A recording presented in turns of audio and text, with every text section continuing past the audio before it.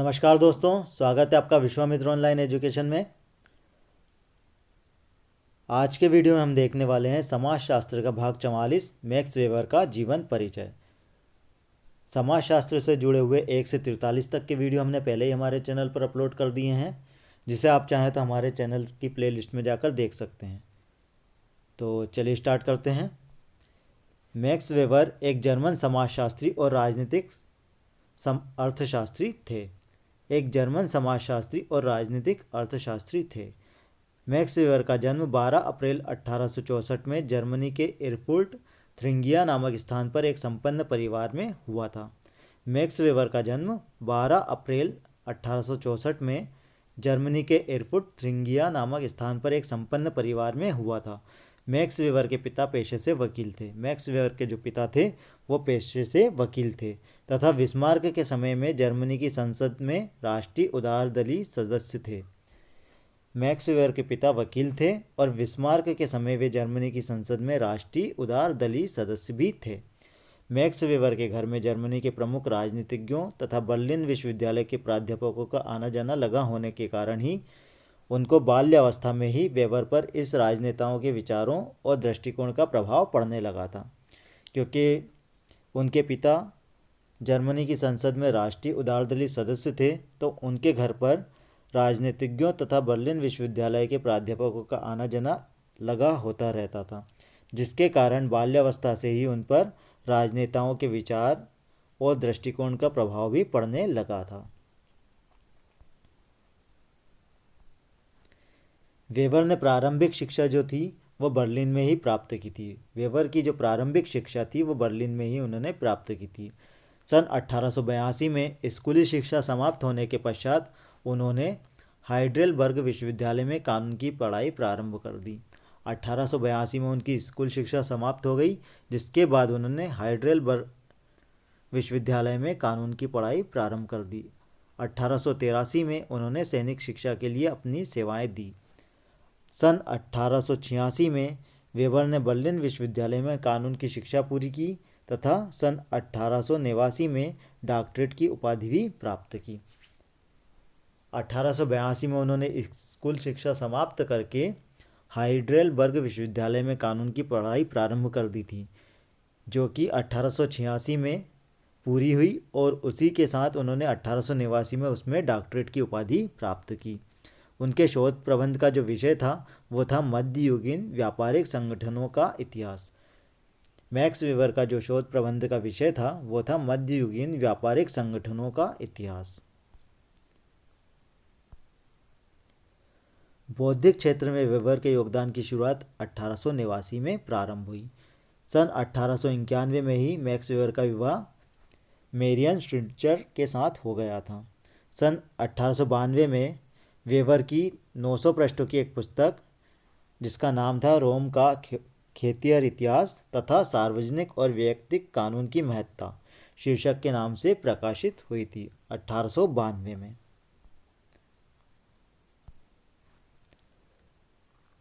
1894 में वेबर ने फ्रैंकफर्ट विश्वविद्यालय में अर्थशास्त्र के प्रोफेसर का पद संभाला। फिर 1896 में हाइडेलबर्ग विश्वविद्यालय में प्रोफेसर का पद ग्रहण किया। 1896 में हाइडेलबर्ग विश्वविद्यालय के प्रोफेसर का पद इन्होंने ग्रहण किया था। 1897 में जब ये 33 वर्ष के थे तो एक मानसिक बीमारी से ग्रसित हो गए थे। लगभग 4 वर्षों तक इनकी इस बीमारी का इलाज चला और स्वास्थ्य में सुधार होने पर उनकी रुचि धार्मिक विश्वासों और आर्थिक क्रियाओं के अध्ययन के प्रति जागृत हो गई थी। 1897 में 33 वर्ष की आयु में मैक्स वेबर मानसिक बीमारी से ग्रसित हो गए थे, जिसका इलाज लगभग 4 वर्षों तक चला।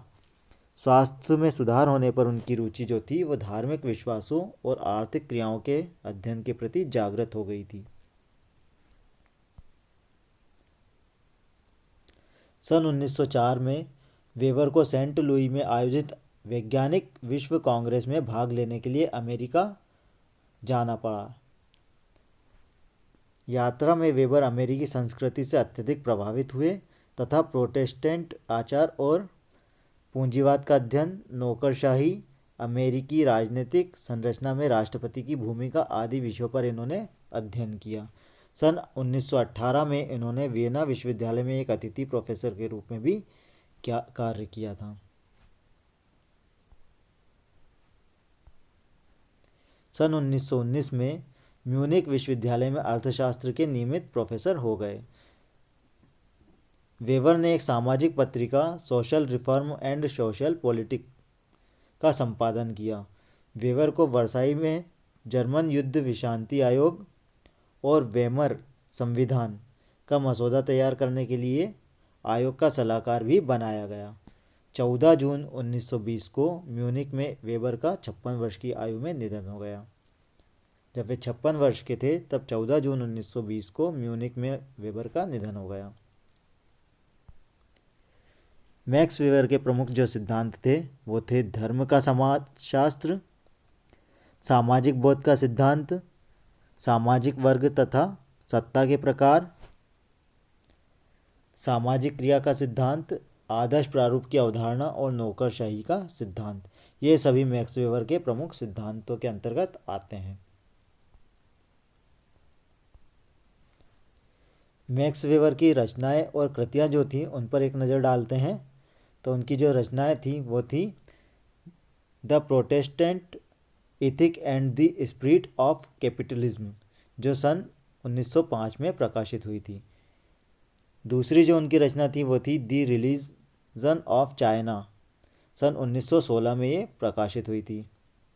द रिलीजन ऑफ इंडिया सन 1916, इकोनॉमी एंड सोसाइटी सन 1927, एसेज इन सोशियोलॉजी सन 1946, द हिंदू सोशल सिस्टम सन 1950, एनाशेंट जुडाइज्म सन 1952 में, the methodological of social sciences सन 1946 में, द सोशियोलॉजी ऑफ रिलीजन सन 1963 में, जनरल इकोनॉमिक हिस्ट्री सन 1966 में और the relation and social foundation of music.